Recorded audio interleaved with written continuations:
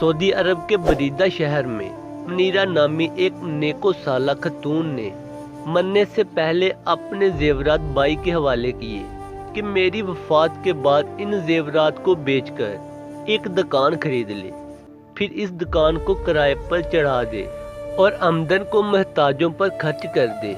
बहन की वफात के बाद बाई ने वसीयत पर अमल करते हुए इनके जेवरात बेचकर बहन के नाम पर 12 रियाल में एक दुकान खरीद ली। इस जमाने में 12 रियाल की बड़ी वैल्यू थी और इसे किराए पर चढ़ा दिया और किराए की रकम से मोहताजों के लिए खाने पीने की अशिया खरीद कर दी जाती थी। ये सिलसिला पूरे 100 साल जारी रहा।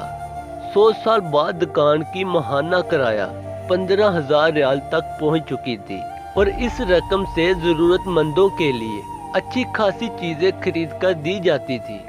फिर वो दिन आया कि सऊदी हुकूमत ने बरीदा की जामिया मस्जिद में तुसी करने का फैसला किया और ये दुकान तुसी की जिद में आ रही थी। चनाचा हुकूमत ने 5 लाख रियाल में ये दुकान खरीद ली।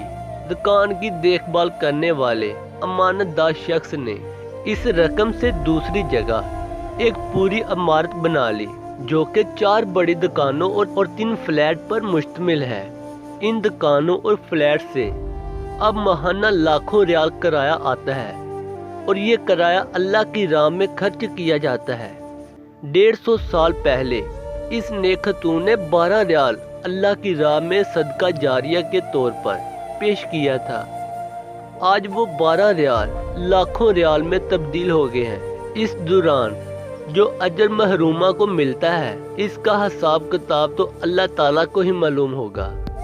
सोचने की बात यह है कि अगर वो अपने इन जेवरात को समाज की रवायत और रस्म के मुताबिक अपनी बेटी को देती और बेटी आगे अपनी बेटी को देती, पोती तक जाते जाते ये जेवरात बुसीदा और आउट ऑफ फैशन हो जाते, फिर तब्दील हो जाते। लेकिन इस नेक खतून ने सदका जारिया का जो खूबसूरत फैसला किया, इसकी बदौलत 150 साल से ज़ायद अरसा हुआ लाखों महताज लोग इससे मुस्तफीद हो रहे हैं। अल्लाह ताला की राह में पेश किए हुए सदक़े को हकीर और कमतर ना समझे। अल्लाह ताला सदकात और खैरात में बरकत डालता है और बढ़ाता है। मेरी अल्लाह पाक से दुआ है कि अल्लाह ताला हम सब को भी इस पर अमल करने की तौफीक अता फरमाए। दोस्तों, अगर कहानी अच्छी लगी हो तो इसे ज़्यादा से ज़्यादा शेयर करें ताकि आपकी वजह से किसी की ज़िंदगी बदल जाए।